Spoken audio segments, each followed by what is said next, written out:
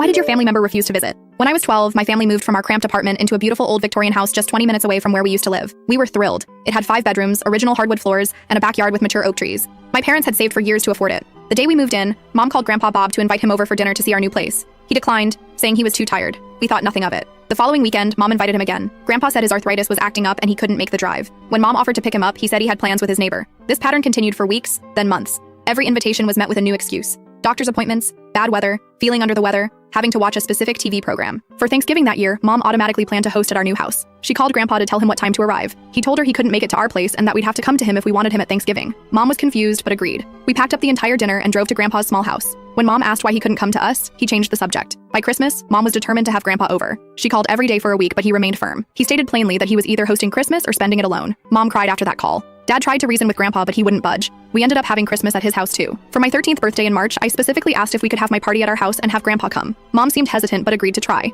When she called him, he said he had a cold coming on and didn't want to spread germs. I was disappointed but not surprised. We had my party without him, and he gave me my present 2 weeks later when we visited him. This went on for years. Every holiday, every special occasion, every family dinner happened at Grandpa's house. If we planned anything at our place, he wouldn't show up. Mom was hurt and frustrated. She couldn't understand why he wouldn't make the 20-minute drive to our home. When I was 14, Mom tried a different approach. She asked Grandpa if something about our house bothered him. Was it the stairs? We could set up a bedroom downstairs. Was it the neighborhood? We could pick him up and drive him back. He dismissed all her suggestions with vague excuses. During my sophomore year of high school, Grandpa had a minor heart scare. In the hospital, Mom brought up the house issue again. She was nearly in tears, asking if he didn't like our home or if he was angry about something. Grandpa just patted her hand and said, "Doris, it's not about you." That was all he would say. For my 16th birthday, we went to a restaurant instead of having the party at either house. Grandpa came to that. When someone mentioned our home, his face tightened and he quickly changed the subject. I noticed it then, how he never even asked about our house or showed any interest in it. As my high school graduation approached, Mom insisted on hosting a party at our house. She told Grandpa that 5 years was enough and that this was important to me. To everyone's shock, he agreed. The day of my graduation party, Grandpa arrived with Dad, who had picked him up. He stood at our front door for a long moment before stepping inside. His face was pale. He moved through the house like someone in a trance, touching door frames and looking at ceiling fixtures.